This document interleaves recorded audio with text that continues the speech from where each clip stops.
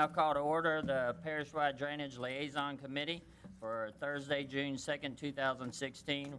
Roll call, Ms. Cathy. Yes, sir. Mr. Interpont? Here. Mr. Barris? Here.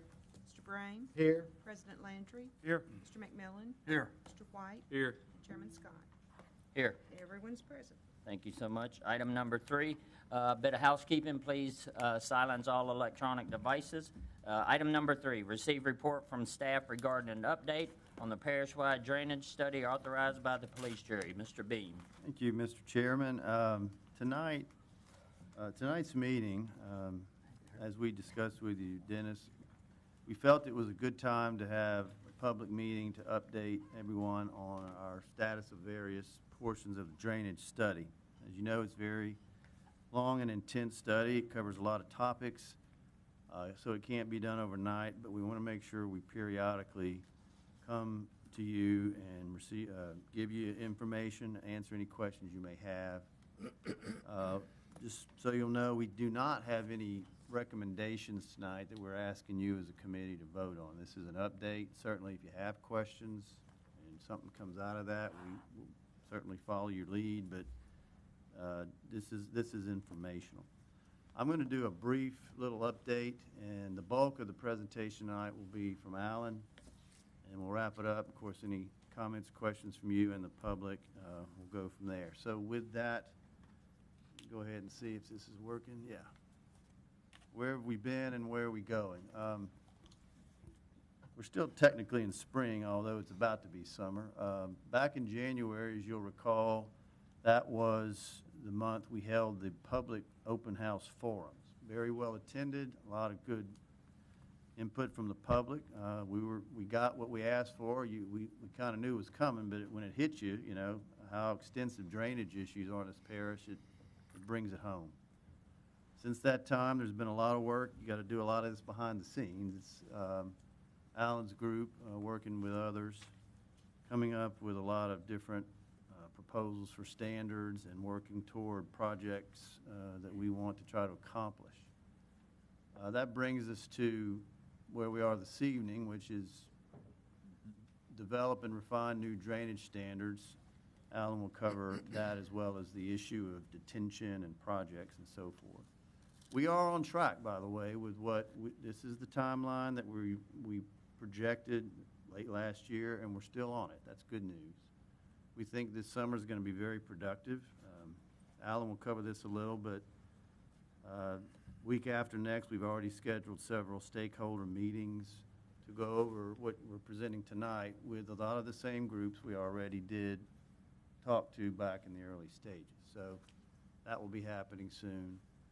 And then by the end of the summer, we are hopeful that we'll have something for you, and you'll see it later. September 1st is our goal to have something voted on by the full jury on this. Now, we're still a ways off. We got to get a lot more input, but we're on our way. With that, tonight, I'm just going to do this quick overview and hand it to Alan.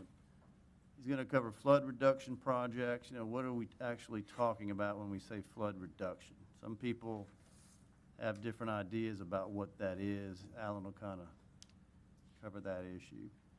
The design concepts, we've learned a lot from other places about modern drainage practices and what works, what doesn't. He'll cover that.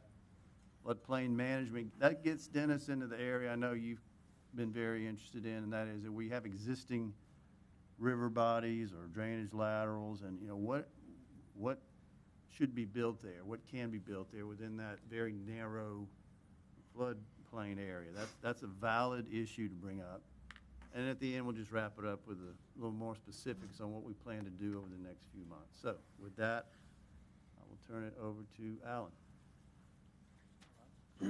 Thank you, Brian, and committee for the opportunity to go through this. We'll go.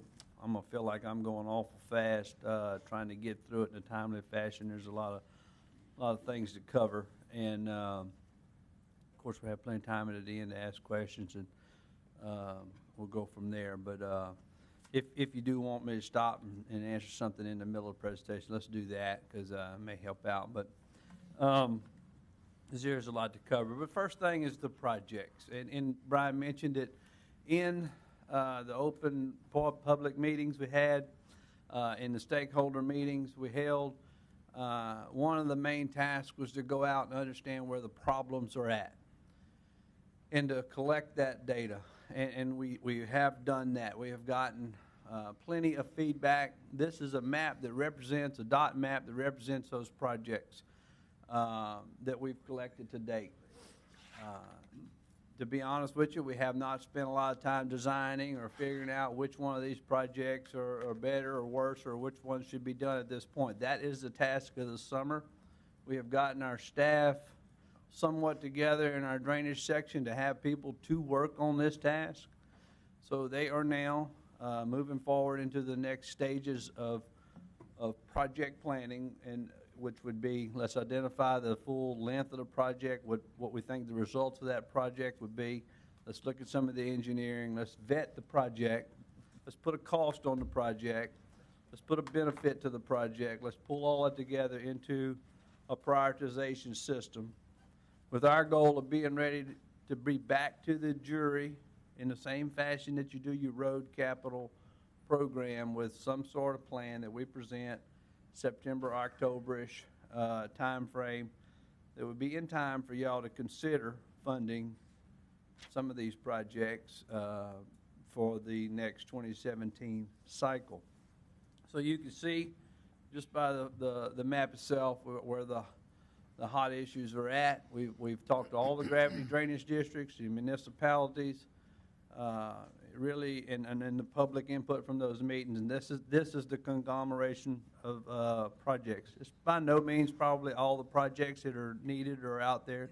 We'll continue to identify them where we can. But we will start with this list and work from there. And over time, we'll just develop a program of projects that would continuously be constructed somehow and put in the ground that are making improvements. So flood reduction, Brian alluded to it, and this slide here really just says we're going to have a prioritization system. It's not really. Mr. Wainwright, if you got one sorry. second, and Mr. Landry's got Go a ahead. question. Mr. Wainwright, for those people out there that maybe were not aware of the public meetings, Yes, sir. and they have a drainage issue in a particular area, why don't you go over what the procedure should be that they would want to take to make us aware of it, and which you may already be aware of it, but just for those folks to make sure. So the best thing you can do at this point is call us at our office. 721-3700 is the Calcasieu Parish Office for Public Works. You'll get asked for myself or Terry Freelow, and we're going to work it just like every other problem that we work every day, which would be we're going to listen to your issue. We're going to maybe go out and take a look at it, get an idea of what's going on, and it would end up being a dot on this map for really future considerations. Some of those issues may be minor maintenance issues. We may just take care of them right then and there. But if they're in that realm of a project really needs some significant funding and some design, they would be put into this hopper for consideration. So really just need to contact Public Works and ask to get with us, and I think we'll handle them that way. Thank you. No problem. So, Alan, if you don't mind real quick, what seemed to work well for me is when I have a drainage problem, I've asked them to email me the exact location and problem, and I just forward it to Alan and them, and that way they kept a record for me and they get right on it. Mr. Chairman, I didn't ask that question. I understand. I asked it for the people that may be watching or in the audience. I call him. I handle the ones that get turned over to me. Well, I'm just sending out an email so that they know also they can email it in, makes it faster than having to call it. So I appreciate that. Thank you. yeah, They can call their- We'll find a way to get it to them. or they can call their juror if they There you choose. go. and speak to talking about emails, we have the DPW email address that goes directly to our office. If they'll use that one, they'll cut straight through the loops and go straight into our office. They'll come to me or Terry directly, and we will respond to that email, and they will have a record of getting it to us. So, good idea. So there will be a prioritization system. We don't have that system 100% decided on. That's something we will discuss with the jury as we get a little more detail of what the priorities are. Obviously, it's going to be cost-benefit based. Because there's going to be a lot of needs and a lack in terms of funding to do all the projects at once. So you're going to have a cost-benefit based type analysis to prioritize the projects. So this is a slide that I wanted to sort of show everyone so that we can begin to talk about the other type of project, capital improvement project that's needed. This slide represents about 1,000 acres on the screen if you were to be able to measure it out. It's along McNeese Street, and it represents a very busy area, growing, developing, all of the above. The three little blue dots sort of in the bottom right-hand side represent the detention ponds that are in this area now. The littlest one on the far right may be a sewer pond and may not do any detention, so you may be able to even subtract it. But at the end of the day, we have 2 ponds, and we have 1,000 acres that are further along in development than what you see here. This photo is actually from 2014. So the land, this is just a snapshot of what's going on in Calcasieu Parish. Our land is being developed with very little detention happening. There's a lot of reasons for that, and we're going to talk about that tonight. That's one of the fundamental things we need to change. We're going to need to do more detention because you've heard me say before, there's no way that we're going to widen all the ditches and dig them deeper and wider and everything else and keep up with the amount of growth that's going on. We're going to have to do more detention. There's 2 ways to do detention: on site during the construction, or what's called regional detention. The red dot up there at the corner of basically Louisiana Avenue and the lateral is a subject area that we're looking at, in that we feel like regional detention in this area might have a positive impact throughout the system along Contraband Bayou. You could, again, reapply this concept all over Calcasieu Parish, all over where there's existing development or even future development, and begin to realize that we're going to have to put in additional detention beyond what's done on site to do 2 things. We're going to have to recover from all the development that's happened in some form or fashion. It's not good enough just to say we can't dig the ditches deeper. We have to have a solution. Well, that solution, or more practical solution, is regional detention. We need to try and use that in a strategy to more or less hold back water rather than trying to find a way to get more water to pass through our ditches, because getting more to pass through is extremely expensive, problematic, and really won't be able to keep up. So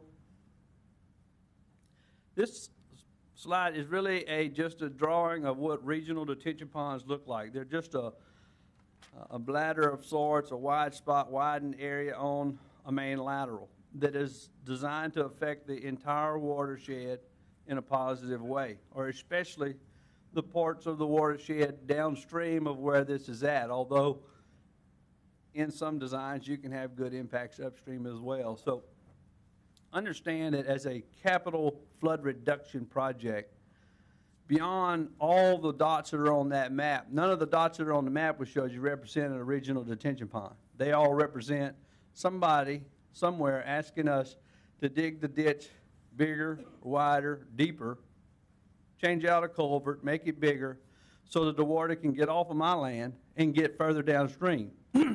That kind of kick it down the ditch concept runs out of its effectiveness. It just moves a problem.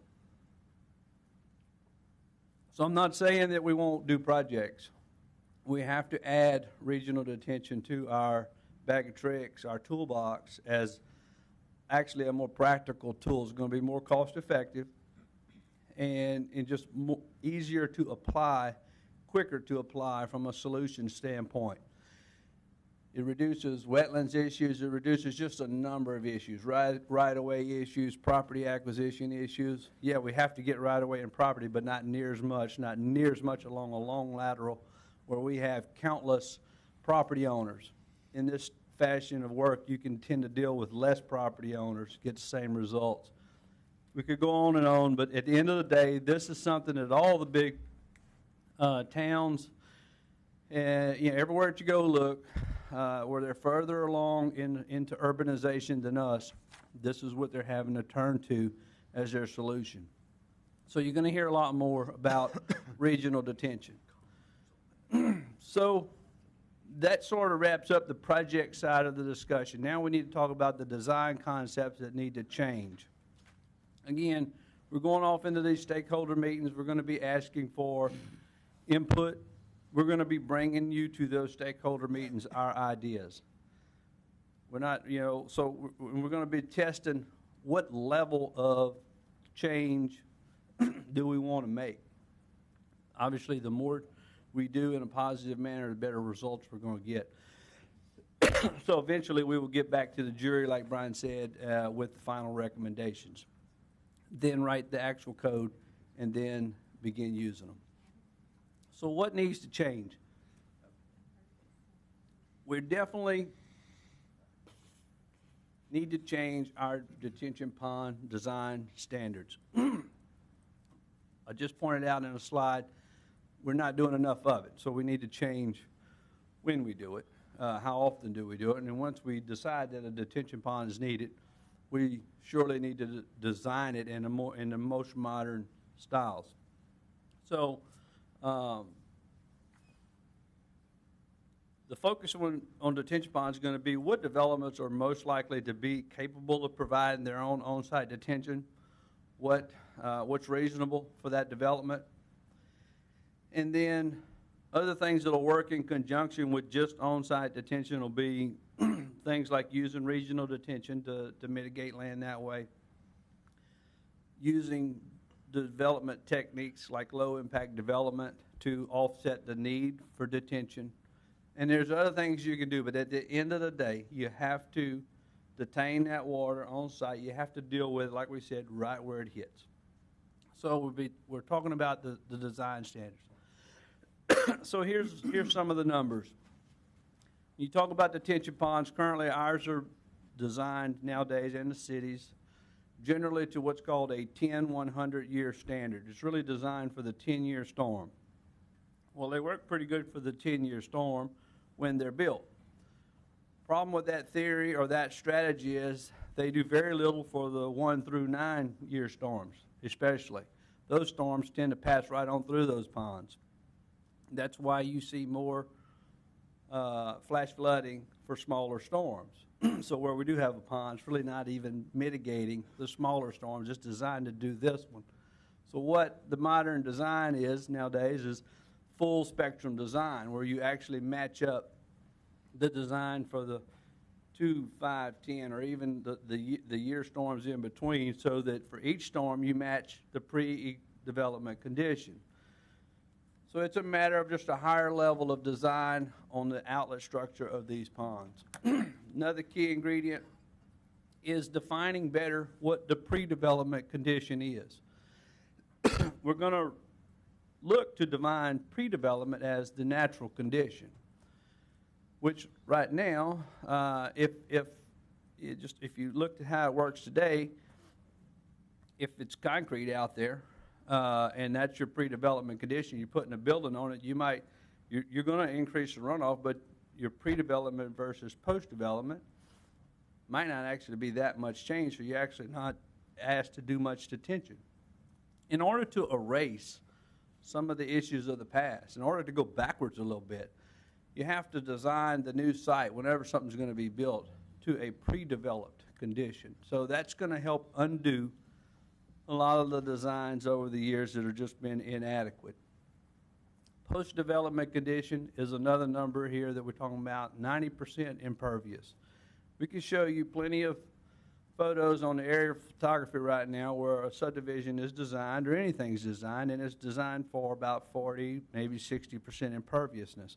Then over the years, concrete is added, rooftops are added to those lots, and they ultimately end up somewhere around 90% impervious. So in essence, your designed pond was missing a lot of the impervious area from the beginning.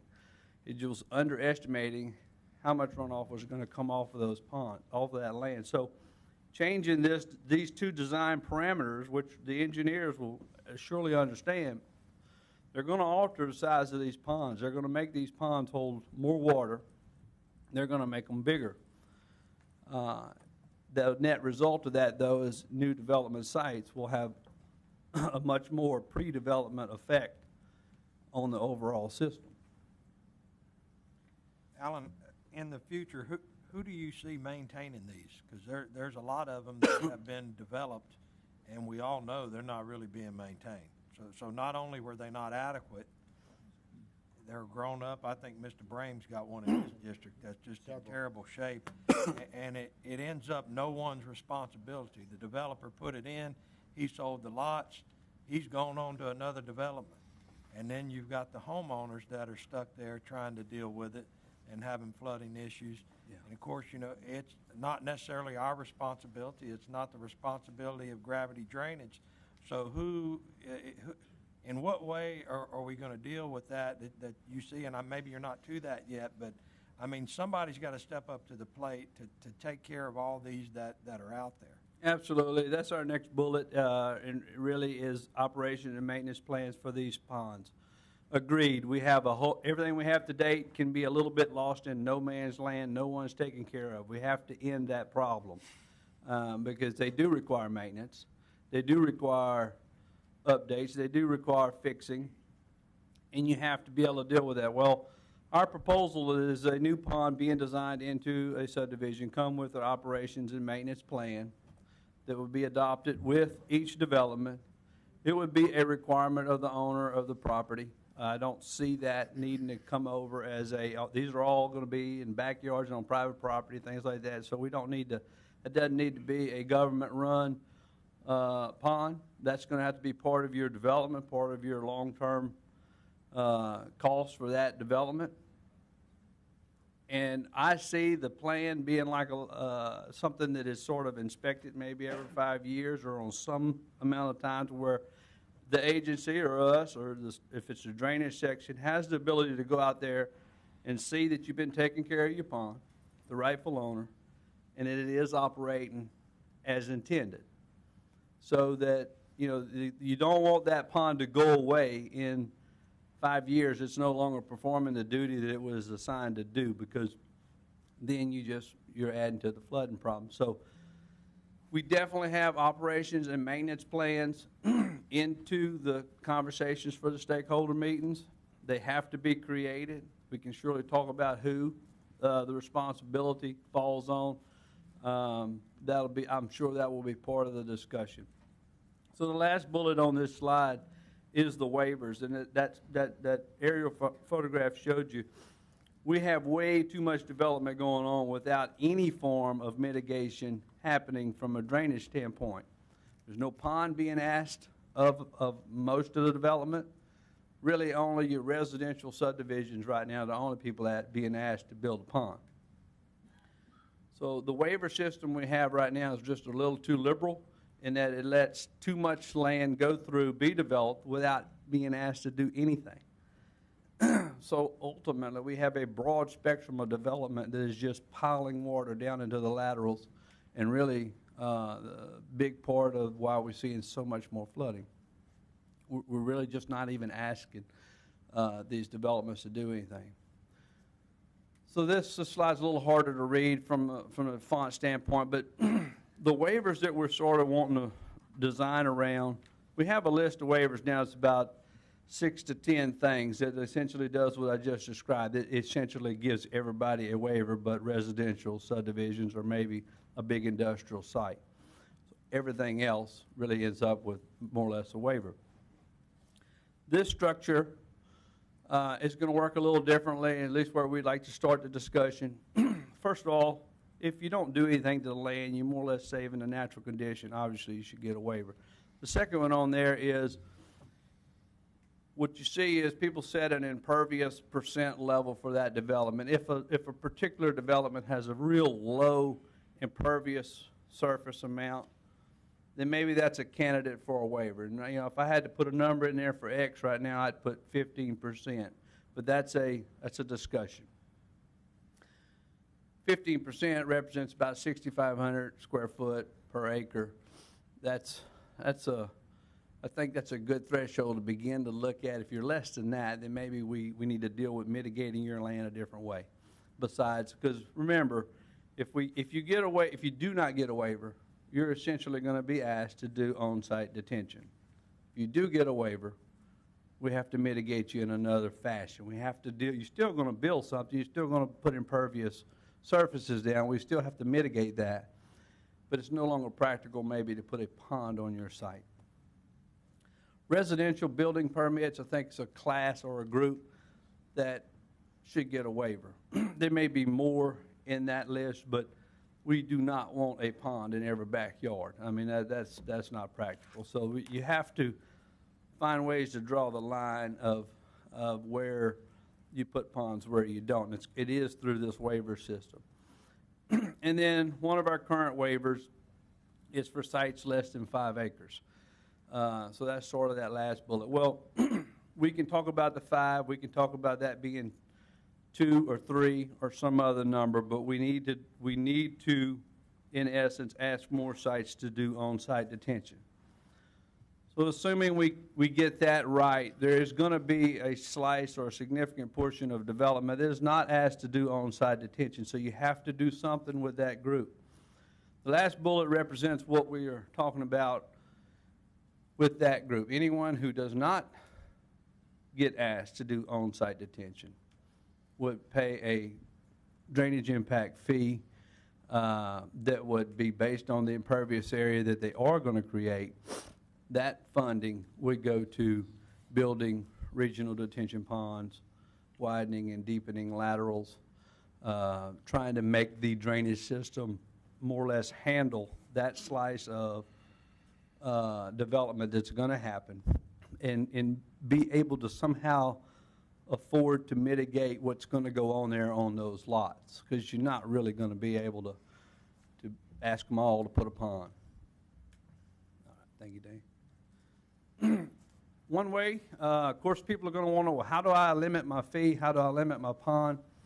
We've talked about this. Low impact development is about the best way to do it. Low impact development, if you research it, is going to say more green space, more elaborate constructions and techniques, or different techniques, not so elaborate, but different, to essentially leave green space on your development, leave trees, leave your wetlands, let them work in your favor.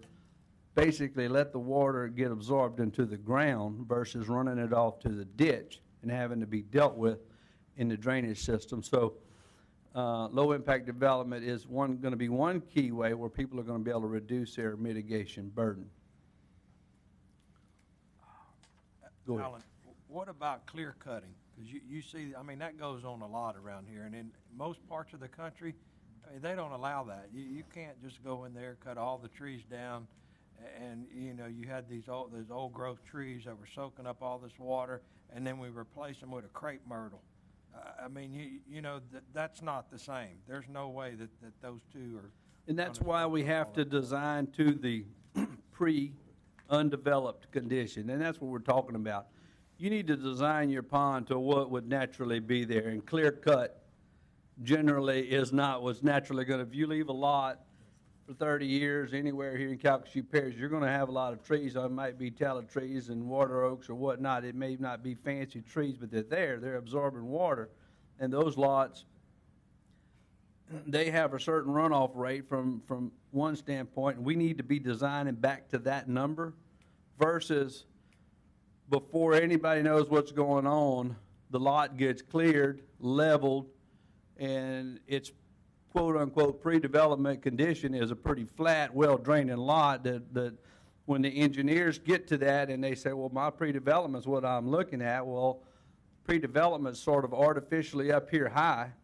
Post-development is not very much past that, so they're only designing for a little slice of difference, if you would, from a drainage standpoint.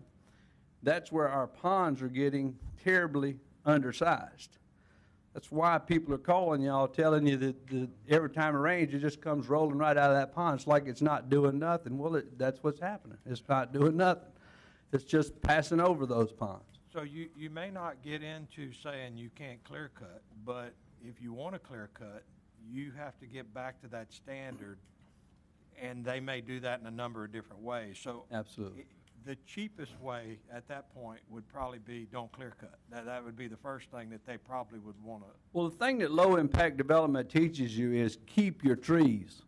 When you go research that, first thing you're going to want to do is keep your trees, because every one of those trees, all of that stuff is going to absorb water. You're going to be able to use that to your advantage to shrink the size of your pond. There's going to be a lot of other things. So, if I were doing one, the first thing I would tell my contractor is don't harm my trees. I know we got to build a thing. Let's keep as many trees as possible. Let's keep wetlands. Let's don't go buy out our wetlands and mitigate them away, first step. Let's keep them, because we're going to use those in our design to lessen our detention burden. We're going to cash in on that a little later. Just be patient. That kind of thought process is what will eventually take over. Right now, it's very common just to go wipe the land clear, get it ready to build on, and you're erasing your advantage at that point if you stay with this strategy. Okay, thank you. You done, President Landry? Thank you. Hey, if I don't interrupt him, he's on to something Yeah. else. I'm sorry. All right, so that was a quick glance at some of the changes of standards, and not so quick, and Dane's giving me some short time lines here, but anyway. Freeboard and floodplain management is our next real thing.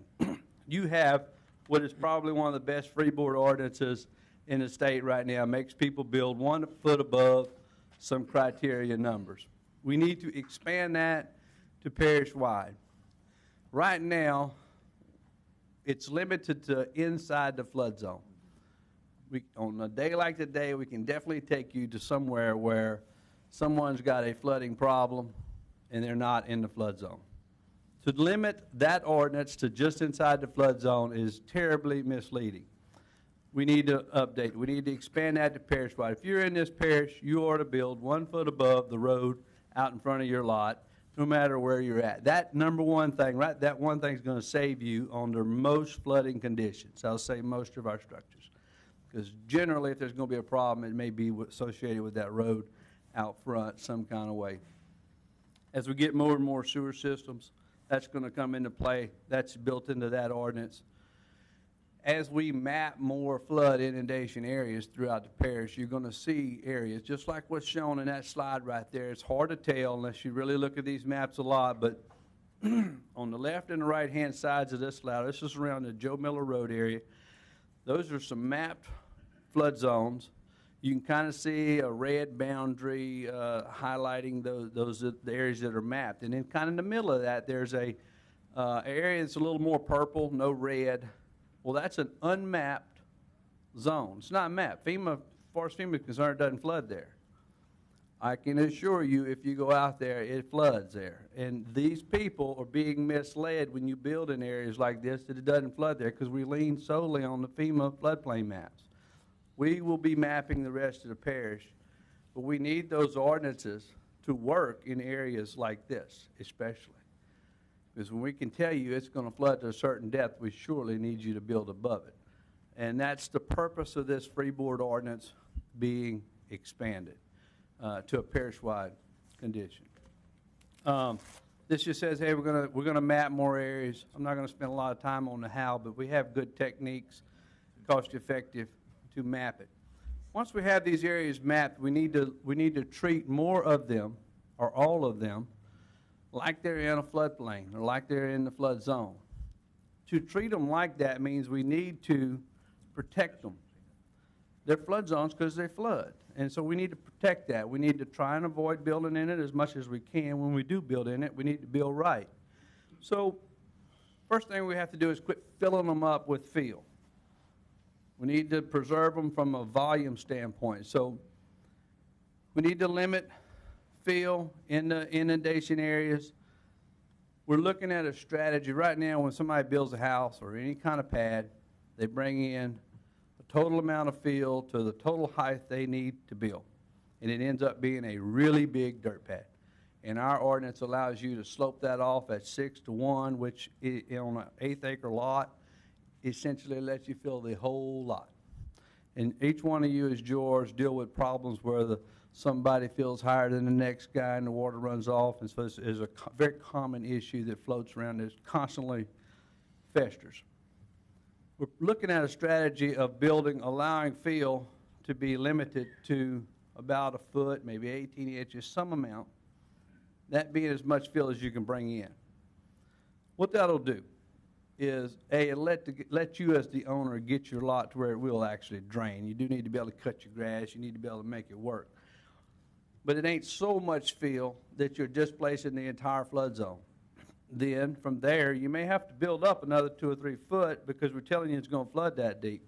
We're going to have to use different construction techniques, chain wall construction, something like that, to build that extra couple foot up. We need to do it in an alternate method that avoids filling it all with dirt, because over the long term, cumulatively, we're just filling in the flood zone. So that water is going to go somewhere. We have to preserve the volume in the flood zone. Floodways, parish-designated floodways. This is probably the last of the big concepts. Every flood zone has a floodway. FEMA has mapped maybe 5% of them in Calcasieu Parish. It's like they don't exist in Calcasieu Parish, but they do. They're just not mapped. This is another case where we don't really police or attempt to preserve because they're not mapped. But they exist. So what we're proposing is that parish-designated floodways be established throughout the parish on all maintained laterals, all the laterals your gravity drainage districts maintain. It's awful hard to see this slide, but if you could see it, inside these flood zones and on the laterals that are not in the flood zones, we have highlighted a strip that is essentially 200 foot wide that is centered along each lateral. Without asking FEMA to map them, without actually mapping them ourselves, which takes a lot of engineering and time, we need to establish some amount of floodway on each lateral, because that is a typical floodway in Calcasieu Parish might be thousands of foot, flood zone may be thousands of feet wide, and it's important. But that last 200 foot, maybe, right along the lateral, is the critical zone. We need not be filling those in, we need not be building and constructing in that last bit of critical zone, the floodway. FEMA recognizes it on all their maps and in their program. They're just not mapped here in Calcasieu Parish. I feel like we can protect the gravity drainage districts, protect what they're trying to accomplish by not letting people get into these zones with construction that's going to hamper the flow or their ability to move around in there and get things done. Obviously, 200 foot's a wide strip, but it's not wide relative to the whole flood zone that needs to carry the water. So we surely can talk about the size and the number, but the concept of saving some strip of land beyond the right-of-way. Right, everybody says, well, we have right-of-way. Right-of-way is there for the drainage departments to do their maintenance. That's not there for the conveyance of the flood, to carry the flood water. So this strip would be sort of a no-bill zone so that you can allow the water to flood and be there in the major events without having property damage associated with it. We know the flood's going to happen. We're trying to avoid the property damage. So that was a lot to cover fast. Thank you, Mr. Landry, for the questions, because it helped me get some ideas out and some things, even though Dennis was trying to shut you down. But now Brian, Brian's going to take it the rest of the way, and, of course, we'll answer whatever questions we got. We really have pretty much wrapped up. I just want to cover the timeline from here. Tonight, obviously, June 2nd, Drainage Committee. Week of June 13th, I think that has been sent out to all the groups now. That week, we will be covering really what Alan just covered on probably a little bit more detail with these various groups. And this is where we bounce off of people who are very active in this. Their input will be extremely important so we can mold this in a way that accomplishes y'all's goals, but recognizes the needs of residents, businesses, any property owners as well. We want to keep the GO group informed with their task forces. This drainage is a big issue for them. And as we get into July and early August, after all the stakeholder input, we want the opportunity for the general public, obviously, to give their input on the latest proposals. That will likely be done in the form of a very easy-to-use online method. We're also planning we can add more drainage committee meetings where they can come up here, so plenty of opportunity for the general public. And then as we look ahead, and these are tentative dates, this as you get later on, but we want to give you something that we are shooting for. We do believe our goal is September 1st, after all that input, to be able to present to you some final recommendations on ordinances. And again, this is just the beginning. We always can do more later. The project issues are very important too. But that's where we are looking from here. And at this point, I guess we're wrapped up. Any questions y'all may have, and I know we have some blue slips as well. We do have a few questions, President Landry. I just, not necessarily a question, but a comment, and I'll tell you, I've run into this like twice in the last week or so, where people are flooding, and they have flood insurance, and water's getting in the house, and they're cleaning it up themselves, and they're not calling the insurance company. It's really not going to make the rates go up, and that's absolutely the worst thing that they can possibly do, especially if it's somewhere it floods often. They have to make that claim every single time, because that's going to get them on a list. And if they can become to where it's considered a severe or repetitive loss, they qualify for a program through FEMA where they can get bought out at 100% of the appraised value. And I think a lot of people don't know that. We just kind of assume that they know, and oh yeah, well we just cleaned it up. They're so used to doing it. They flooded so many times. Talked to a guy this week. They've got all their furniture now that has legs. They've replaced the flooring to where it's easy to clean. They've gotten rid of the insulation up 2 or 3 foot. He has plastic baseboards. They've done all these things to make it easy to clean, which I guess in a way it's made it easier on them, but really it's hurt him because he's flooded probably 6, 7, 8 times. He never turned all those into FEMA, and they're not aware of it. So according to the records, he's only flooded like maybe 3 times, when in reality he's considered severe. There's no paper trail, and so they don't know, and it's caused him to where I think now he wants to get enrolled in the program and try to get bought out, but he would have been bought out probably 5 or 6, 7 years ago had they claimed. So I don't know if anybody's in that position, but if they are, make a claim every time. Even if it's an inch, I mean, you still call and turn it in. And I know there's companies that'll come in and clean it up for you, and that's what they should do. I mean, that's the only way they're going to get out of that situation and be made whole. I'll tell you another thing that helps too for the area is when we're going to be looking at cost benefit analysis for projects, we're going to be looking at those same claims to help decide who's flooding in this area. Of course, we're going to get told, hey, I flood, we all, that claims record is the record of who flooded. So when you're looking at the hot spots, we're going to go look at that information. We're going to say, well, we really do have repetitive flooding here, and we're going to put that into the equation of what projects get funded that might actually improve their situation. So it is an important part of the record. That's all. Thank you, President Landry. Mr. Brame. Thank you, Mr. Chair. Alan, thank you for the report. I understand where we're going with the drainage issues. I see it in the future as using detention, helping. One of the things I want to get back to is and this has been discussion over the last years, is the maintenance and operation of the pond. Mr. Landry brought it up, but in my district there's 5 or 6 that I can just think of right now that we have been trying to work on. And I don't want to jump ships but I do want to bring this up while we're here.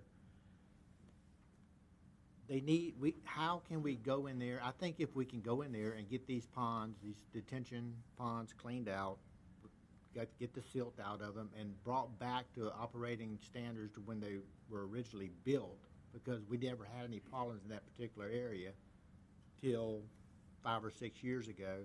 And so what steps can we take to, or who is responsible and how can we do it, just to get these ponds back in working operation? Yeah. I think if we did that right now, or in the next several months, or even this year, those ponds alone right there, I know would drain a huge part of my district in South Lake Charles. So, just to put that on top of this, just if you can answer that, my see if thoughts, there, how can we do it? My thoughts on those ponds. Those ponds are famous, and that we all realize those are some of the very core ponds. The reason why we need to change the rules and deal with them in a lot more efficient manner going forward. We can't continue that cycle. They're in no man's land. Nobody really owns them, or maybe it's in theory the property owners. It's not well defined. That's why nothing's getting done. 15, 20 years old, they definitely do need maintenance. I say put them on the list as projects in this program, and we look at how we go and fix those ponds. And then, while I would say on future ponds, we do not want to set ourselves up to where we have to take care of them all, because that's impractical from just trying to have the organization to do that. But these are a lot like old sewer plants that are around. You got the same problem in sewer and water, where we've already built some mechanisms into some of our other ordinances, or we're beginning to, where we can go back and fix those issues. Those issues will never go away unless we step up the parish and go fix them. So probably the best solution for those is to go ahead and find a way to get those into a project, get them into a system where we take care of them. That being said, I do not think that's the model for everything going forward, simply because, it just would overwhelm our operation. And I agree with you on that. So do you say every 5 to 7 years they need to be maintained? Well, obviously, there's an annual maintenance from a mowing and this, that, and then some of the minor maintenance. There is a 5-year inspection for the outlet structures, make sure they're working.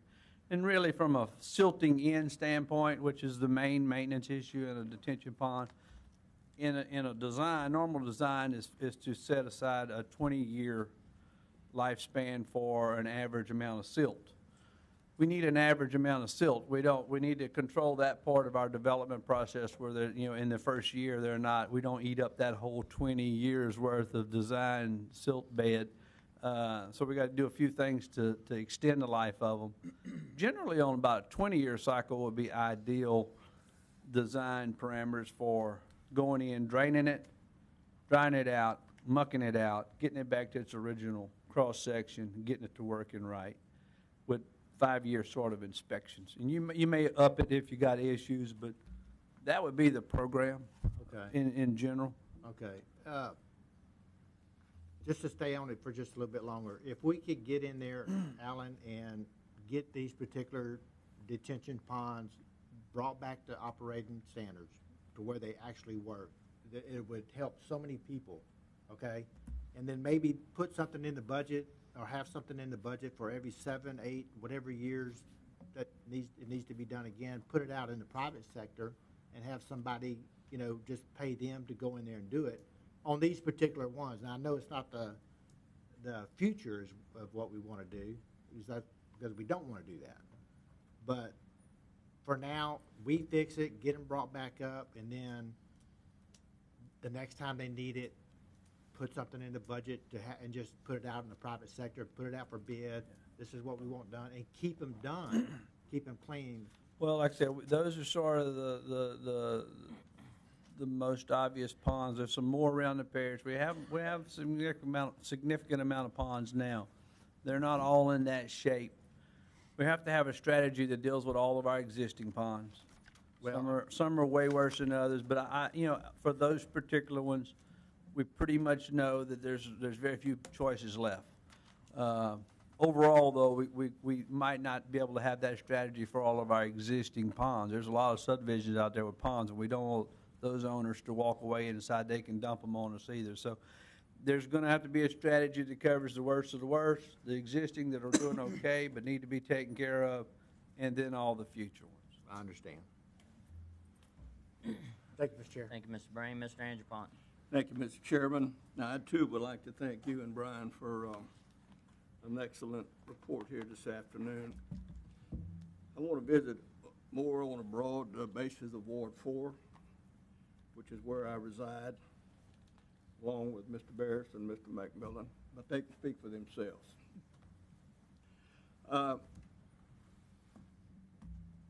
Bear with me for just a minute, if you don't mind. Okay.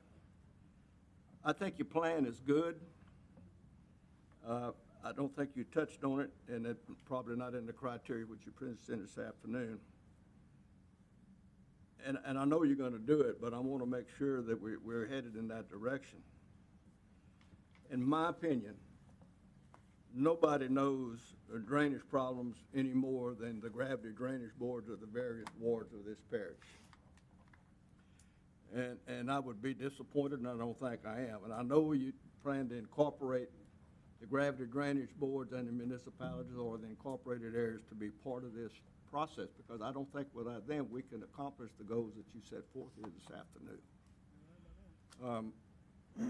On behalf of the Ward 4 Gravity Drainage Board, both Ricky Blackwell and Brandon Monsees are excellent people to work with. I think we have a good board there. They're responsible, of course, for the laterals within the incorporated area of the municipality and for the outfall that goes into the unincorporated area. I want to see a good concerted effort on everybody's part, incorporated areas and gravity drainage boards, to make sure that this gets off the ground, because drainage is becoming more and more prevalent all the time, particularly with all of the homes that are being built now, and as President Landry alluded to earlier about the trees being taken out and the water not being absorbed. And I work closely with Ricky and Brandon both, and I feel like that their experience and their knowledge of what goes on in Ward 4 is going to be very instrumental in us achieving the goal of not only parish-wide but in Ward 4. And I just wanted to let you know where I'm coming from, and I appreciate your time and appreciate the effort. Well, I wanted, if you don't mind, say, hey, yeah, I agree with you on Ricky and that staff over there. They are always excellent to work with, and we do work with them. They really are, and they have the knowledge. We've never, it's not up for debate, honestly. They do know the land. They live there, and they maintenance it. And I have had enough discussions, I feel like, and Lord knows Ricky's back there, and he hadn't missed a meeting yet. I would like to think that they support the concepts here, because everything here, in my opinion, helps their operations go further, do more, and survive longer. My argument is that short of changing the way we do business, their operations will be overwhelmed. They can't keep up digging ditches deeper and wider without us helping them out. They're at a sort of the end of the stick from a mercy standpoint. They deal with the water that comes their way. And it's just my argument that we need to really manage that part of it, the top end of it, better, so that, those maintenance efforts can have success, whoever's doing the maintenance. So they are a good group to work with, as is nearly every district, and really every district that I have worked with. They're all have their heart and soul into making the system work. I can say that. I still have a floor. Mr. Anderson? Yes, sir. One more thing, and it's been discussed time and time again, and I know it's probably an uphill battle. The biggest problem I think that we have is the fact that Shoepeak Bayou is silted into, where does Shoepeak Bayou, into the Intercoastal Canal or the channel? Well, kind of both. They have a, yeah.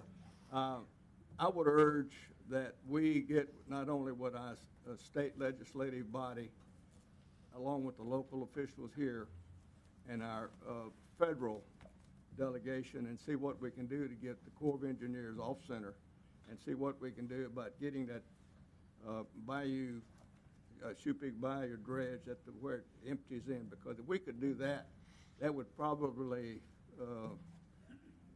be half our problem, I think, because there's no way for the water to get out like it should be getting out. So with that being said, Mr. Chairman, I yield back. Thank you. Mr. White?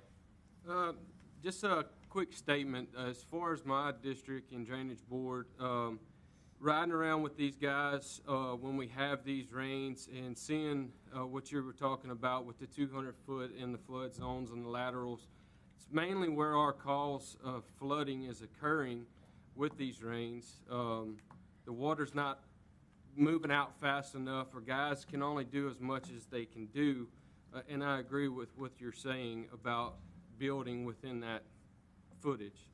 Another thing, when we designing these ponds, the drainage board has brought it to my attention on a few of the ponds that we have within our district. When we design these ponds and for the storms, we need to design these ponds also for maintenance easement.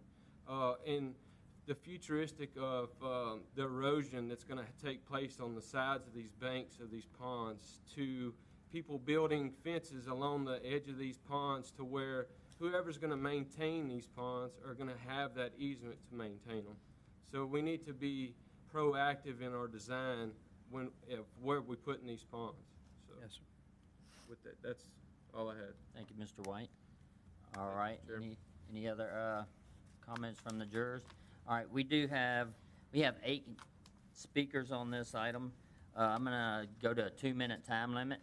Mr. Beam, that last slide you had on here that kind of gave the outline of what's going on the next few weeks, can you leave that up there? That one? I just want to be able, a lot of these won't be able to be answered directly if you have specific questions or answers, but we're going to make sure we document everything today. Then we might be able to answer a few of them, but everything's going to be documented. We're going to hear your concerns. We'll make sure we get back with you. But we just want to let you know up front, we won't be able to answer every question in the next 20 minutes. So with that, we're going to call Mr. Charlie Atherton.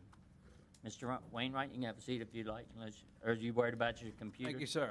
Get another bottle of water, too. Mr. Atherton, 2 minutes, please, sir. Charlie Atherton, 122 Vine Street. We always appreciate the opportunity for you to tolerate our concerns. I'll just get right to the, I'll just start in about the middle. Some of the concerns we're asking you to consider is has a review or a cause for past severe flooding been looked into, like the floods in 1951 or 53 and then 58, to see if there's any lessons learned from there. But since the parish has been building miles of new roads, we were curious what retention ponds and water retention structures has the parish built? And then we were curious why the parish has not met with NOAA and the SRA and the state delegation to change the laws that govern the opening and closing of the Toledo Bend floodgates to mitigate flooding in West Calcasieu. The last I heard, the SRA was not even on your stakeholder list. Has the parish considered a partnership with NOAA and other agencies to monitor floodwater levels outside of the parish? And what is the status of the path forward relative to the Army Corps of Engineers Calcasieu River Basin study and possible federal funding, which also touches on the problem with Shoe Peak Bayou? And since Calcasieu Parish may be faced with a New Orleans-type land elevation situation, the current plans call for a study to install a floodgate across the ship channel with large stormwater pumps, because everything we're talking about, the only way the water has to drain is down the ship channel. We ask that a point-by-point reply be given to the public by the police jury to address each specific point raised in a recent KPLC editorial criticizing local drainage districts. Specifically, we would like to hear a reply. They each have their own boards, employees, and equipment, and Calcasieu has succeeded in politicizing rather than manage the flow Got of about water. 15 seconds. In Mr. short, Atherton. Yeah, 15 in seconds. short, broken political drainage system arguably causes more flooding than it mitigates. Water flows through the parish, but we have pitted 7 political districts against one another, and consolidation of these dysfunctional political districts into one functional comprehensive drainage district is All the right, only Mr. Atherton. long-term solution. We would ask that, Well- that Well, I appreciate it, and if you would get that document, I know you wrote down a lot of good stuff. I'm sure if you get it to Mr. Boland right there, we're gonna make sure that we answer. You touched on a lot of coastal issues, you know, but our drainage definitely matters. So, we will go with our next speaker is Mr. Carl Rochelle. Name and address for the record, please, and 2 minutes. My name is Carl Rochelle. I live 6501 Ridge Drive. It is in Meadow Ridge Estates off of Carbina and Goche. My concern is we've become a catch basin for everything that's being developed north of us and the new roundabout on McNeese and Carbina. The railroad track that divides both our subdivision, plus with the Addison Loop, we're becoming just the catch basin with all the runoff. If I got pictures here that show that the new subdivisions on the roundabout, what he was saying about detention ponds, they're mainly beautification ponds. They're staying full. If you look at new Walmarts with their catch basins, they're remaining empty. So nothing's working north of us. The railroad track is acting like a dam, and everything that's to the west of us, northwest, by Tom Bear and Highway 14, also everything to the northeast. When he said he can't make culverts bigger, I have maps and everything to show that our water in our subdivision has to flow north. So that means it fills up before it can dump underneath the railroad track and go out east. I also have pictures to show where the canal that drains to Black Bayou that is lower right after the rain. I can show you where weeks after the rain that the detention ponds are actually ponds and not catch basins. It's beautifications and everything like that. So this is my concerns right here. So. All right, Mr. Rochelle, if you give it to Mr. Boland, we'll make sure it gets to our Public Works, and I'm sure they'll be. Are you one of the red marks on that map? Have you let anyone know? I could not see the map. Our area, the way it is, half of the subdivision is under a flood zone. Half a house is in a flood zone and not. So it depends on how close you are to those railroad tracks as to whether or not you pay a higher premium. So it makes absolutely no sense. Our subdivision was developed years ago, and along with everything else, but it's no detention ponds that you can make. Nothing is being cleared out, but everything is being developed north of us, and the detention ponds are actually pretty ponds. All right, thank you, Mr. Rochelle. President Landry. Hey, Mr. Rochelle, were you able to go to any of the public outreach meetings where you turned that information in prior or not? No, sir. I had no foreknowledge of any of those meetings.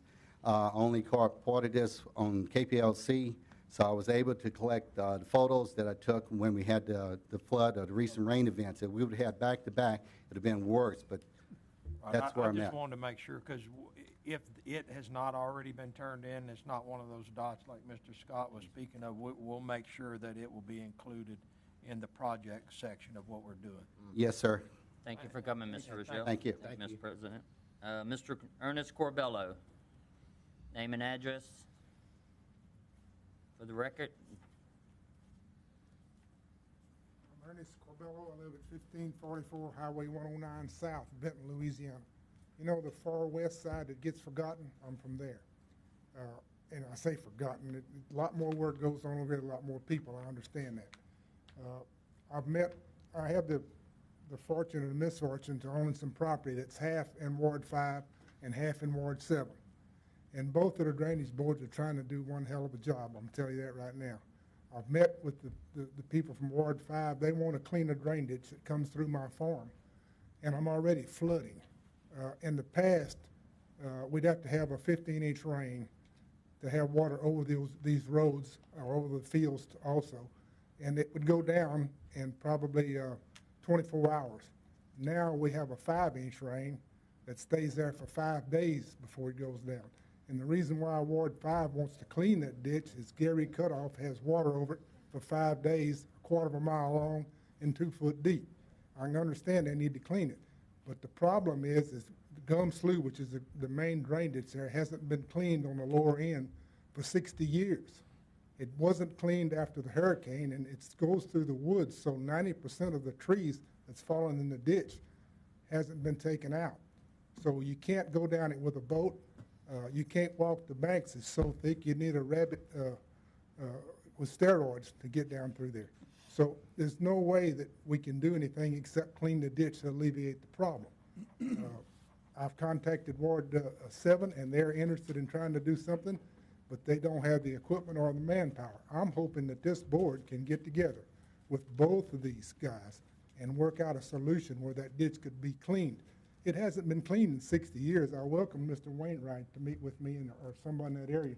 I'd love to show you these photographs I have of the ditches, and also the aerial photographs of the Gum Slough. You can't even see it in the woods. You know, if it would be maintained, you could see it.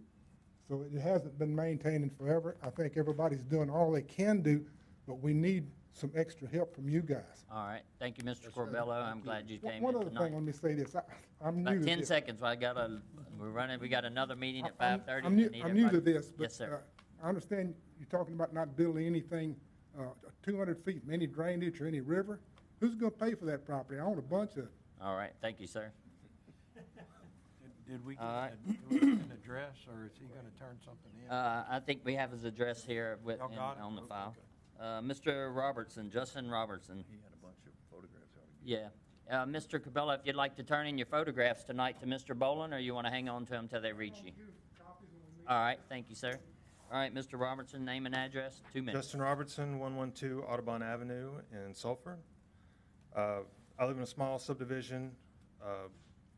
It's about 20 years old, and our house is one of the first ones built there. It's been through several hurricanes and many significant rain events, and only in the last year have we had any issues with floodwater. Our home is situated near the end of a dead-end street. We used to be the last house on the street, surrounded by a forest. With the recent housing boom, many of the lots surrounding us have been bought and houses built on them, and due to the changes in flood requirements, these new houses were built about 3 feet higher than ours. As each lot was improved, we saw our drainage suffer. The ditches surrounding us were replaced by covered culverts and slowed dramatically. Places where excess water would exit our subdivision were blocked off by the 3 feet of new dirt. As the lots were raised, they were sloped to send runoff to the rear of the properties, away from the road and the ditches. All of this water now has to get through our yard to get to an already slow ditch system. In effect, we have become the detention pond for our neighborhood. We've contacted the Public Works Office. They checked all the ditches and assured us that there were no blockages. They pointed us to the planning office here, where I spoke to Mr. Wes Crane, who informed me that the limit of the planning office's involvement was to hand out a height requirement, and that my only alternative was to sue my neighbors for building their homes at the required height. I spoke to my neighbors and the contractors currently building. They all understand the issue and want to help resolve it, but we need someone to help us with a plan. I also spoke to Mr. Ricky Blackwell at our drainage board, and he has been very helpful, but told me that many of the issues here are under the jurisdiction of the parish. Every parish office that I've contacted has either professed to be powerless or has said that the problem is somebody else's. No one will take responsibility and help us. In closing, we have a significant problem and have had difficulty getting anyone to help us resolve it. Now that dirt has been moved and slabs poured, there's no easy solution. From the beginning, it was obvious to us that any new development at such a height difference would affect the whole neighborhood poorly. I believe that if this had been taken into consideration before permits were handed out, the problem could have been avoided. One cannot expect a drainage system designed 20 years ago to function correctly when height requirements change so dramatically. So my question to you is twofold. First, who can help us? And second, what can be done during the planning phase to keep this from happening in the future? Thank you, Mr. Robertson, and we appreciate you coming, because that's exactly why we're here today, is you've wrapped it all up in 2 minutes. So thank you so much, and I'm sure if you have questions, we'll be following up with you. Mr. Angelpont, real quickly. Yes, sir. Give me a call. Yes, sir. He can help you. I do have some pictures here. All right, Mr. Boland. All right, next, Mr. Terry Mooney.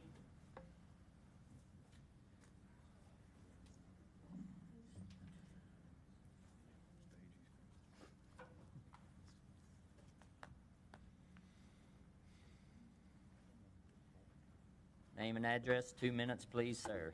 Terry Mooney, 984 Vatican Drive, Moss Bluff.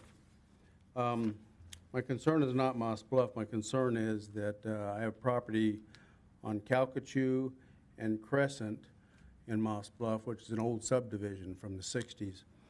That subdivision has now become as the previous person said, the pond for the other subdivisions that have been built around it.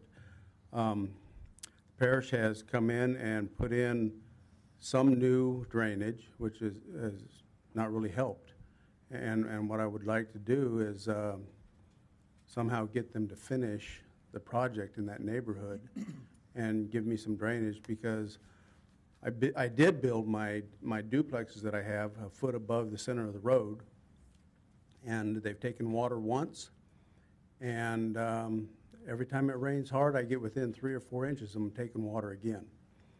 And the neighborhood that I drain into does not flood. So my problem is that the drainage that leads from my neighborhood to the next neighborhood is too small, will not transfer the water fast enough. And so, well, my ditches are full, the ditches that I feed into are only half full. So I'd like to get that fixed. All right, thank you so much. And you do have that for the record, Mr. Boland? And You I'll have get any a hold of kind Mr. document? Wainwright and meet with him and show him exactly the problem. Absolutely. And I do appreciate the work he's done. All right, thank you so much. Mr. Michael Watson? Name and address, 2 minutes, please, sir. Michael Watson, 236 Dahmer Place Drive, Sulphur. I'm here to see about why the culverts that were already purchased to go in a driveway that's flooding us out has not been put in 2 years or so. All right, well, Mr. McMillan. Thank you, Mr. Watson. That's in my district, and you've called me on that, and I've gotten with our gravity drainage board up there, and it should have been done. I didn't realize it wasn't done until we spoke earlier tonight. I see the gravity drainage board president back here, Mr. Madison, and maybe after we leave here, you and I, Mr. Madison, could visit him back and we'll get some answers to that. I've been contacting Darren Cooley, I think, and Mr. White, and they all keep putting it off. All right, Mr. Watson, I think Mr. McMillan has opened the door to have a chat with you right after the meeting. I just hope they still have the culvert. Thank you. Mr. Henry Missy. You all right? You don't want to say nothing good to us? Mr. Ricky Blackwell.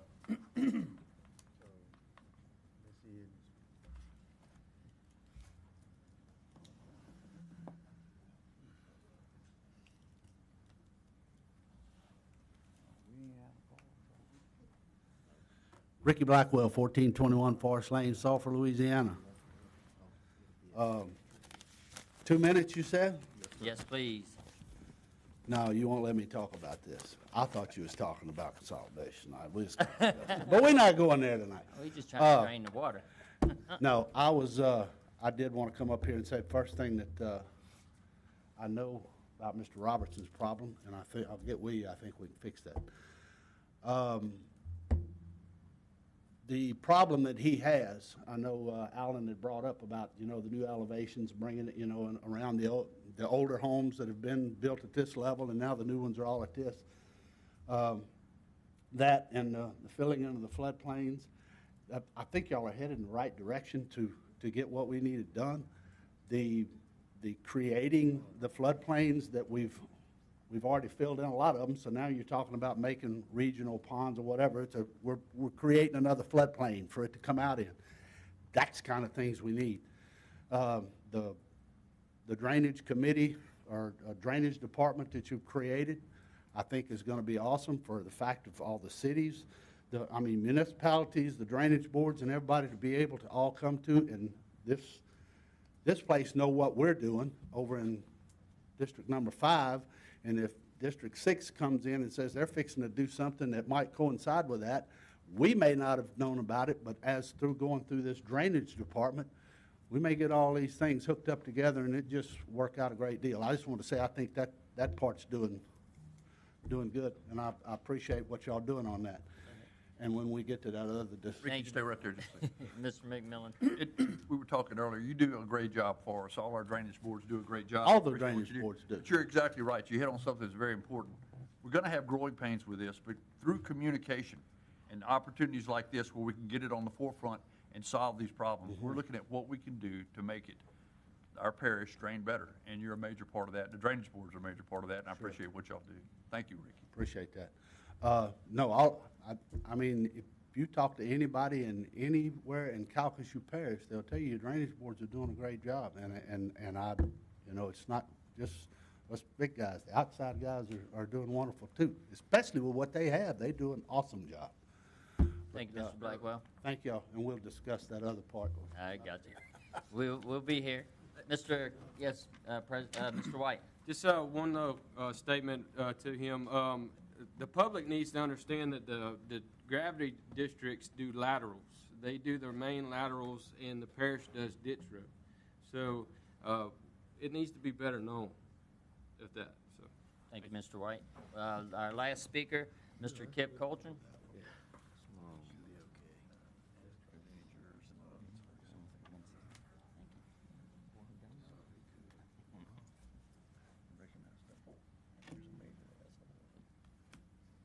Name and address, 2 minutes.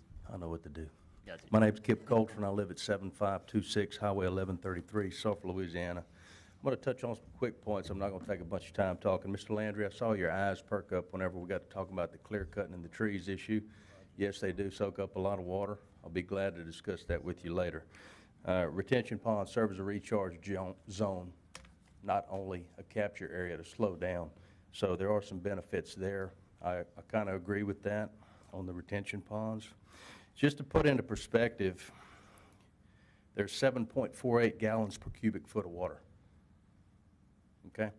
202 gallons per cubic yard. 325,851 gallons per acre foot. That's 1 acre, 1 foot deep. Last night I tried to do a calculation on a guess.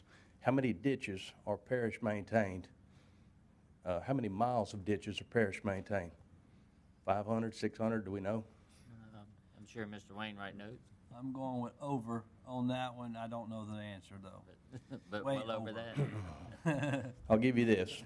On a 50-mile guess of ditches, and it would be very hard to calculate because every ditch is different. You got 18s, 36s, whatever.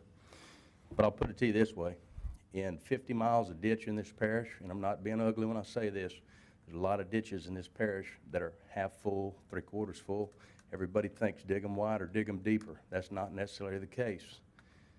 But on 50 miles, the calculator wouldn't go that high. So I'll offer you this.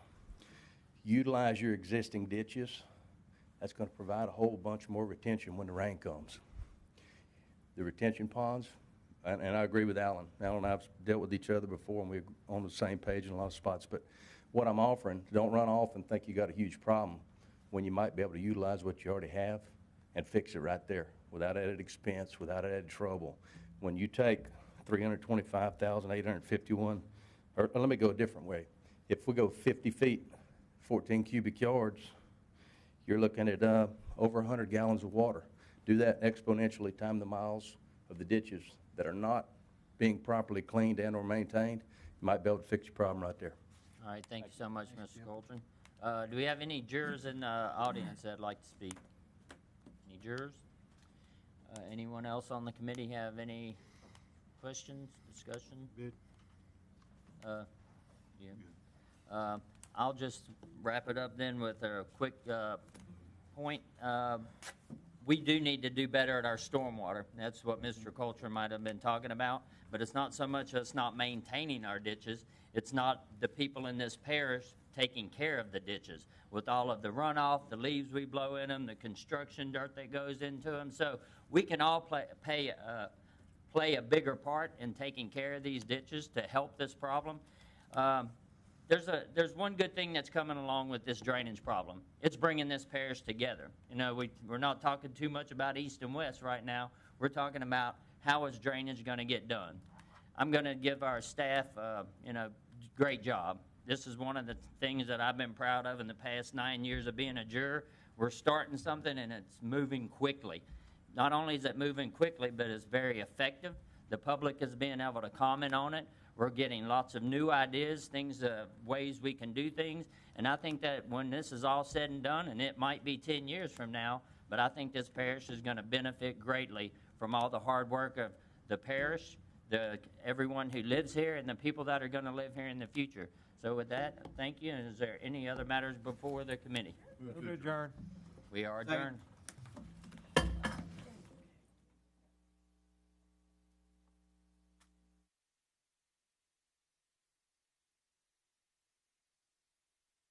We'd like to call to order the regular meeting of the Calcasieu Parish Police Jury for Thursday, June 2nd, 2016. We're going to have the invocation and pledge of allegiance by Vice President McMillan.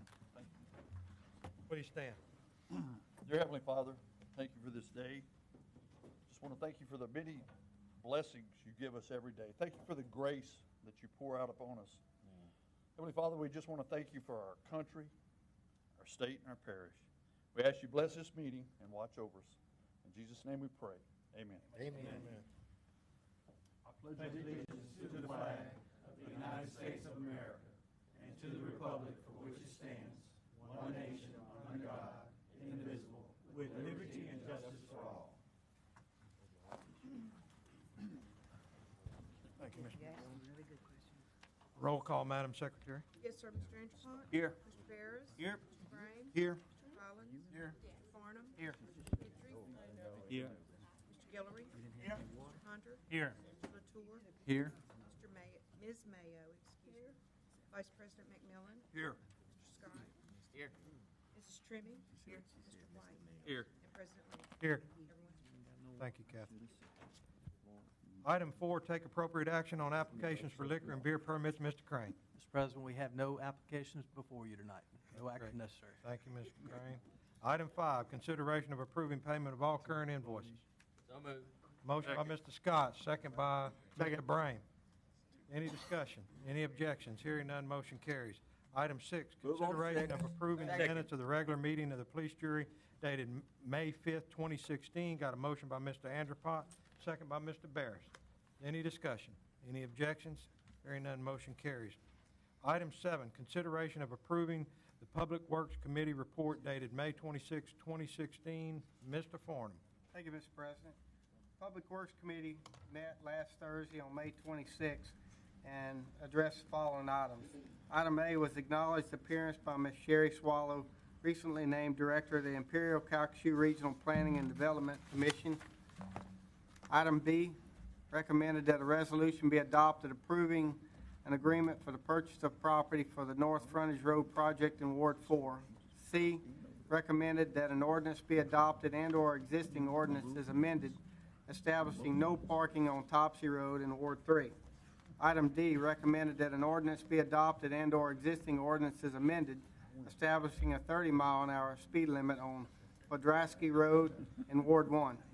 Item E, advised that the Calcasieu Parish was found to be in compliance by the Louisiana Department of Transportation and Development for the 2015 annual review. That ends my report, and I move to approve. Second. Thank you, Mr. Farnum. I have a motion by Mr. Farnum, second by Mr. White. Any discussion? Any objections? Hearing none, motion carries. Item 8, consideration of approving the Agenda Committee report dated May 26, 2016. Got a motion by Mr. Giddy. Second. Second by Mr. Barris. Any discussion? Any objections? Hearing none, motion carries. Item 9, consideration of approving the Parish-wide Drainage Liaison Committee report dated June 2nd, 2016. Had a motion by Mr. Brame, second by Mr. Barris. Any discussion? Any objections? Go ahead, Mr. Scott, give us the report. All right. Hey, it didn't have it on here. I Thank apologize. you, Mr. President. Our Parish-wide Drainage Liaison Committee met this afternoon at 4 p.m. and received an update from staff regarding the Parish-wide Draining Initiative. Staff presented a timeline for key activities which kicked off in early January of this year when public open house meetings were held. At this time, the outcomes of those public outreach meetings were reported to the jury.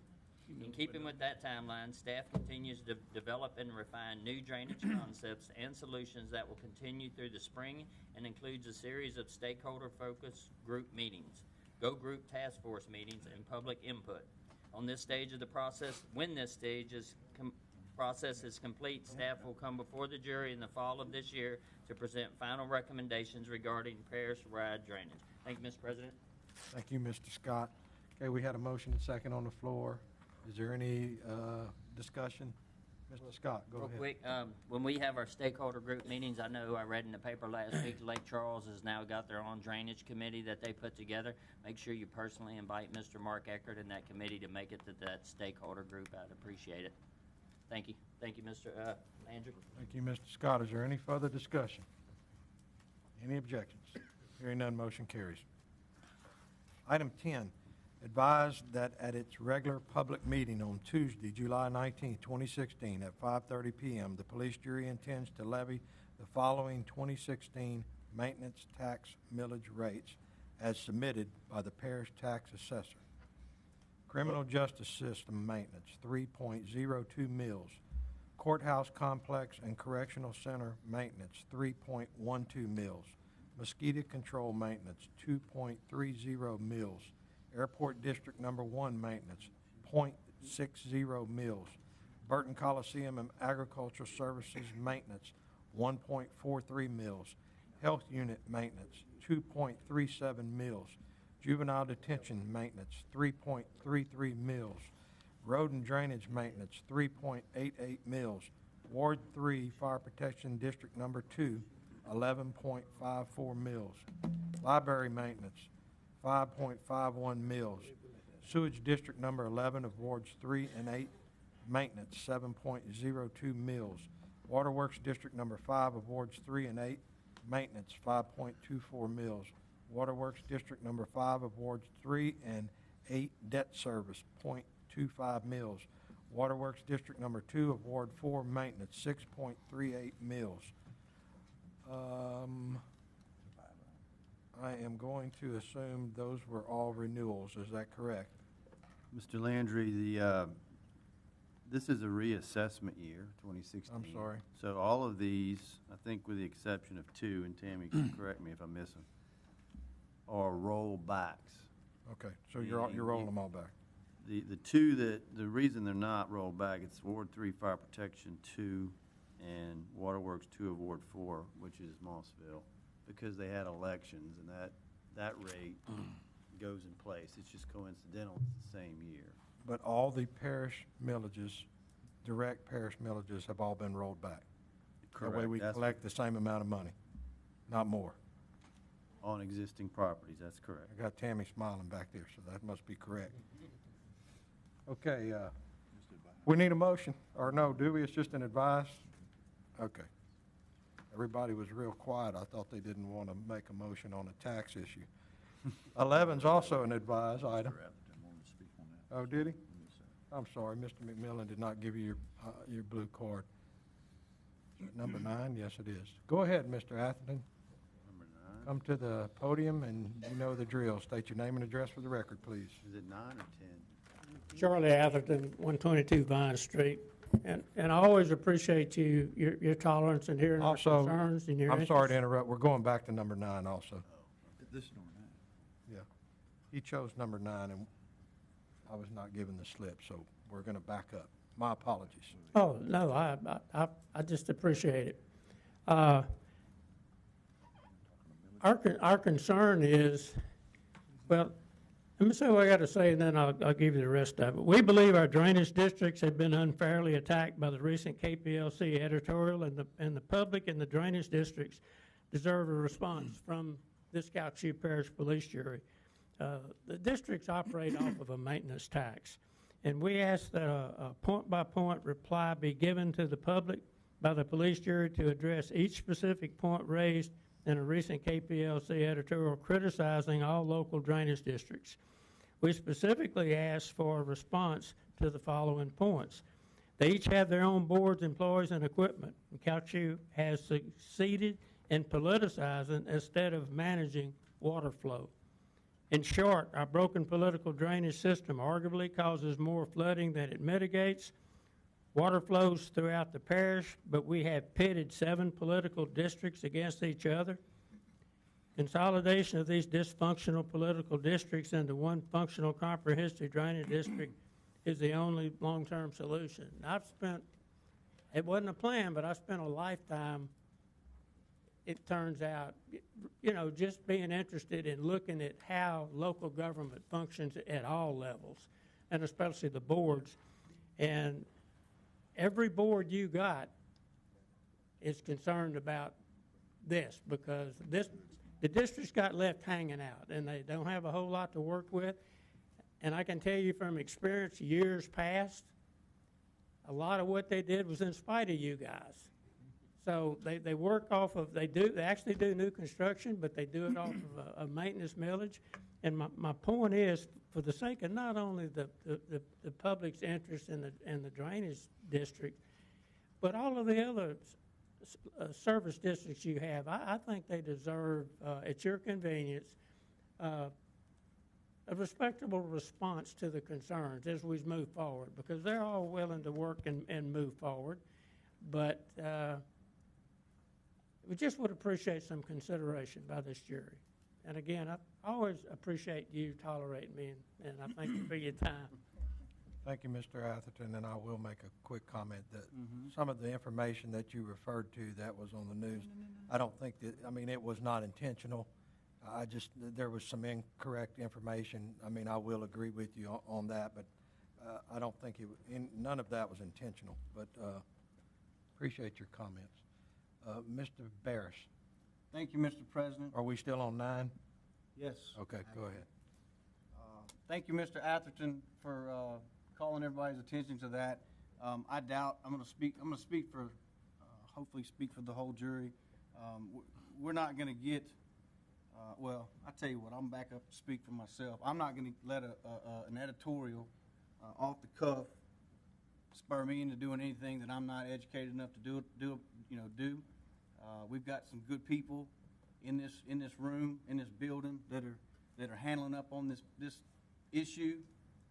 And the old saying, walk a mile. I would encourage whoever made that editorial to walk more than a mile from that station, and they'll see the problems and how they are getting fixed. It's not just one little spot. And again, I'm going to reiterate the fact that all of our drainage, gravity drainage guys are doing a hell of a job, and we're going to get it right. But thank you for noticing, and we will get that response. Thank you, Mr. President. Okay, since we're on number 9, is there any further discussion on 9? Okay, now we're going to go to item 11, which is also an advised item. That it's regular public meeting on Tuesday, July 19, 2016 at 5:30 p.m. The police jury intends to levy the following 2016 general purpose tax millage rates as submitted by the parish tax assessor, which is basically the same issue that was on number 10. Calcasieu Parish, except City of Lake Charles, Town of Benton, City of DeQuincy, City of Sulphur, and City of Westlake, 4.18 mills. Calcasieu Parish within corporate limits of City of Lake Charles, Town of Benton, City of DeQuincy, City of Sulphur, and City of Westlake, 2.09 mills. Item 12, consideration of adopting a resolution approving the proposed budget for the operation of the Southwest Louisiana Crime Laboratory. Yeah. Yeah, that's right, yeah. Laboratory, not laboratory. For fiscal year 2016 and 2017, as requested by Sheriff Tony Mancuso. Mr. Anderpont. Thank you, Mr. President. Would somebody please tell me how this works in the short dissertation? I don't need a long explanation. We have someone here from the Yeah, Matt Beason was here from the sheriff's office. Francis, I think it'd be helpful if he maybe came up. Mr. Beason, please state your name and your position with the department for the record. I'm not questioning the request. I just got to go to the nuts and bolts of what we're doing. I can make it short. Matt Vizino, Calcasieu Parish Sheriff's Office, Special Services Division Commander, which Crime Lab falls under my umbrella. You got to make the title is all I got. Yeah. It just means they can assign anything to it. Basically how it works, the Crime Lab works for the 5 parish area, and we receive our revenue from court costs, other bonding, federal and state grants, and every year, all of the 5 police juries have to look at and approve our budget. Even though we don't receive any money from this body, we are. You're talking about 5 parishes? 5 parishes. Yes, sir. Works for me. If that's the short of it. Thank you, Mr. McMillan. Mr. Anderpont, Mr. McMillan. Matt, did the crime lab play a role in this old cold case that they just found with the Rose Barn? Yes, they did a very substantial amount of work on that. The CODIS hit was actually done by Louisiana State Police Crime Lab, but not without a lot of help from local lab.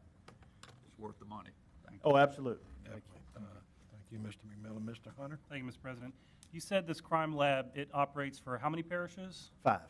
So we don't have 5 different crime labs for 5 parishes? No, we have And we one. wouldn't have more than one crime lab for Calcasieu Parish, like 7 or 8 crime labs for Calcasieu Parish, right? No. Okay, thank you. No, it's a regional lab. Most of the other labs And in the it's state. very efficient, by the way, very efficient. Thank you. Thank you, Mr. President. Thank you, Mr. Hunter. Thank you, Mr. Vizina. Thank you. Okay, we had a motion by Mr. Brame, second by Mr. Hunter. Is there any further discussion? Any objections? Hearing none, motion carries. Item 13, consideration of adopting an ordinance rescinding ordinance number 6652 Second. and ordinance number 6338 due to the prospective bidder failing to fulfill the necessary requirements in order to complete the adjudicated property sale. Had a motion by Ms. Trimmy, second by Mr. Scott. Any discussion? Any objections? Hearing none, motion carries. Item 14. Move on Consideration 14. of adopting an ordinance rescinding ordinance number 6717, which authorized the sale of property that was adjudicated prior to 1975 and should be sold through the State of Louisiana Land Office. I have a motion by Mr. Latour, second by Ms. Mayo. Is there any discussion? Any objections? Hearing none, motion carries. Item 15, Move on consideration 15, of adopting a all bullets. resolution approving the following request. A, submittal of Community Water Enrichment Fund grant applications on behalf of special service districts to the Louisiana Office of Community Development on a project-specific basis. B, execution of agreements with the Louisiana Office of Community Development for said grant awards. C, execution of sub-recipient agreements with said special service districts for said grant awards. I had a motion by Mr. Anderpont on all bullets. Is that correct, Mr. Anderpont? Correct. All bullets, Mr. Anderpont? Yes. And a second by Mr. Guidry. Is there any discussion? Any objections? Hearing none, motion carries. Item 16, consideration of adopting a resolution approving a grant agreement for grant funding for the youth, adults, and dislocated workers in the 6-parish consortium of Allen, Beauregard, Calcasieu, Cameron, Jefferson Davis, and Vernon for the 2016-2017 funding year. I have a motion by Mr. Collins and a second by Ms. Mayo. Is there any discussion? Any objections? Hearing none, motion carries. Item 17. Move 17, all bullets. Take appropriate action on bids received by the parish purchasing agent for the following. A, May 4, 2016 was Calcasieu Parish Project Number 2016-03, overlaying of various roads. The parish engineer recommends that the low bid in the amount of $1,037,145.50 of Prairie Contractors, Inc. be accepted. B, official journal for a one-year period beginning July 1st, 2016.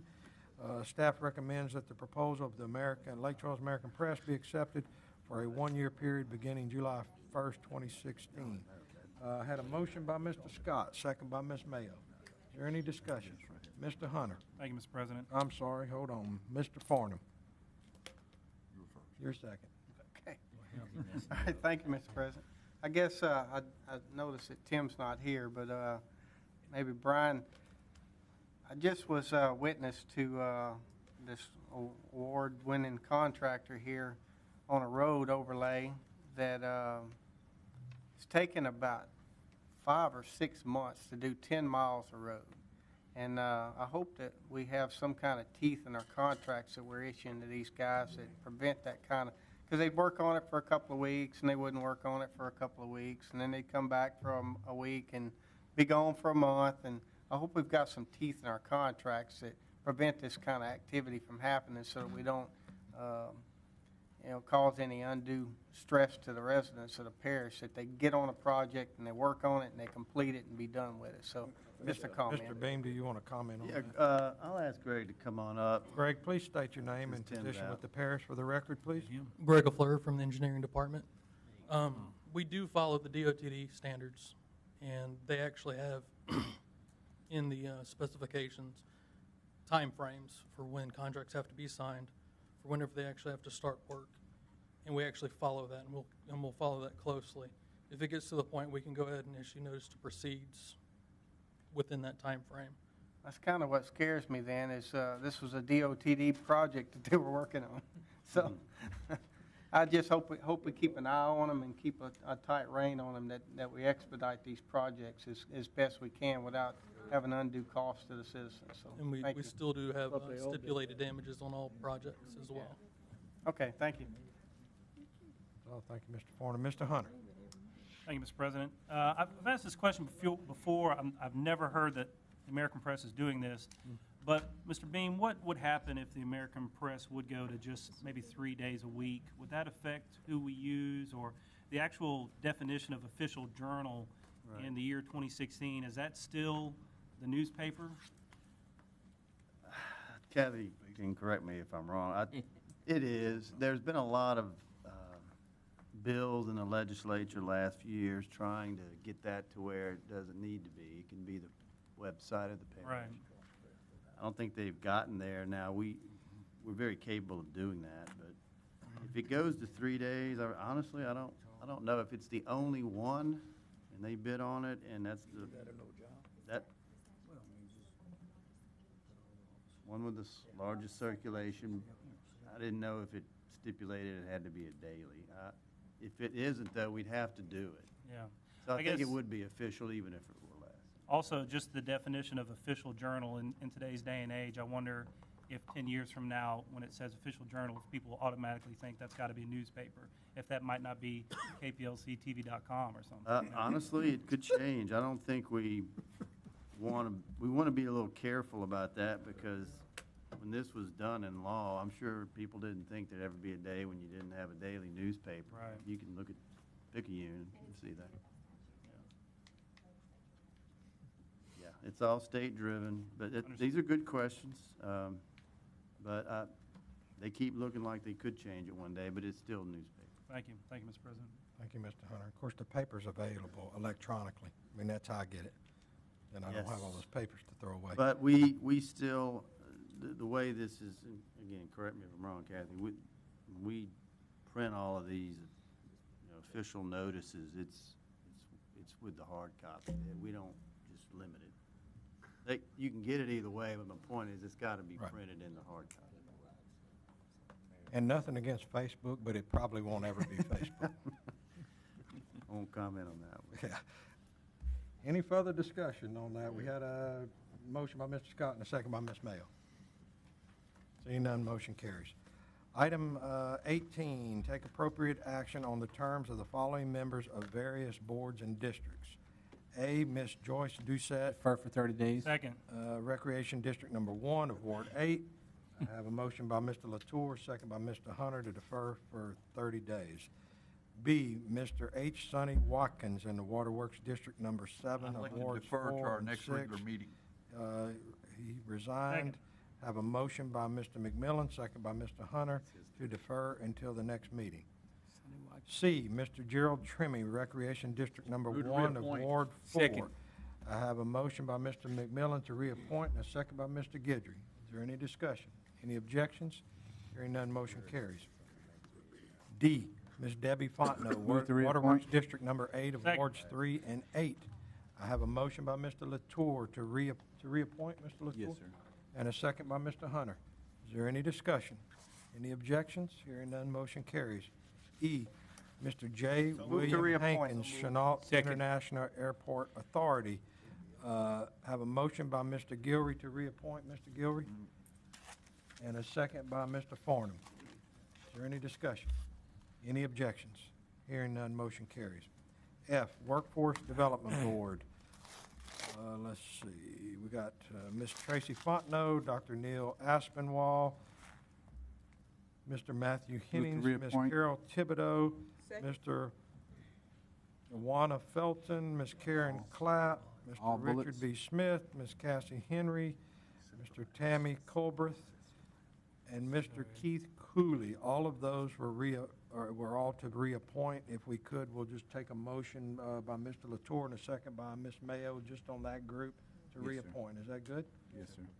Any discussion? Any objections? Hearing none, that passes. The last one, Mr. Troy Alzine, I'm going to move to appoint him. resigned, and we're going to appoint Mr. Rand Alford. We had the motion by Mr. Latour and second by Ms. Mayo on that one.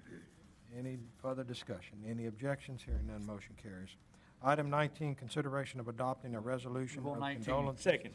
to be forwarded to the family of the late Charlie Oxley. Mr. McMillan. Charlie was a store owner in Westlake. He basically started the grocery stores in Westlake.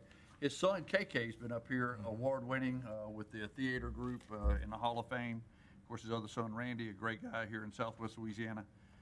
I grew up one street behind his store, and at an early age as a kid, you could take Coke bottles and go to deposit the Coke bottles, and a penny, 2 cents. I got them 2 cents by my age, and we could buy gum and I was stuff in the like olden that. days. You must be old. You used to get a nickel from when I was growing Well, up. we were getting 1 or 2 pennies.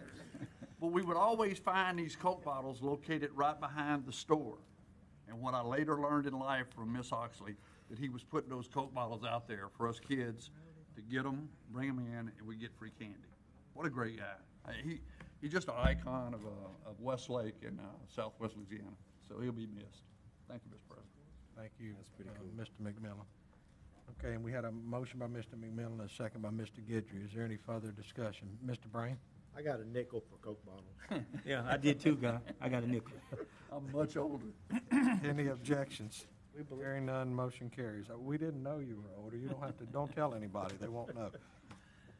Item 20, consideration of adopting a resolution Move of on, item condolences 20. to be forwarded to the family of the late Dr. Robert Hebert, past president of McNeese State University, which was a great man, great leader in the community.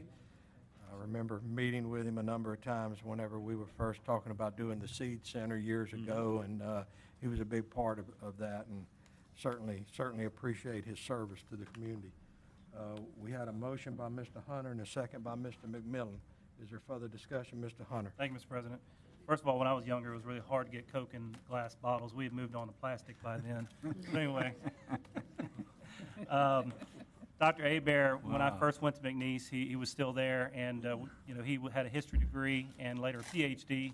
So he definitely outscored me in the degrees there. I'm just a lowly BA. But I really enjoyed my conversations that I had with him. He really enjoyed talking to the students and the faculty. We had a lot of great conversations about world history, about McNeese. He really taught me what it was to be a student and what a serious thing a college career was for a young adult. And I remember just one-on-one those conversations that he had, just looking at him talking to me and just thinking, wow, this is the president of McNeese, and he was taking time out of his schedule to sit and talk with me one-on-one. I will always remember that. And the impact that he's had on McNeese and Lake Charles, every corner you look at, you can see it. And when you've been at the head of an organization like McNeese for that long, you just can't deny that this man has had such an impact on Lake Charles. So prayers to the Hebert and McNeese family. Thank you. Thank you, Mr. President. Thank you, Mr. Hunter. Is there any further discussion? Any objections? Hearing none, motion carries. Item 21 is an advised item. If y'all would, just please look over those. A number of you have appointments coming up. 22 is also an advised that adjudicated property will be offered for sale by the Director of the Division of Planning and Development on Tuesday, June 28, 2016. Item 23, consideration of going into executive session to discuss lawsuit number 2016-001943, Gracie Lilly versus the Calcasieu Parish Police Jury. Had a motion by Mr. Scott, second by Mr. McMillan. Any discussion? Any objections? Hearing none, we are now in executive session.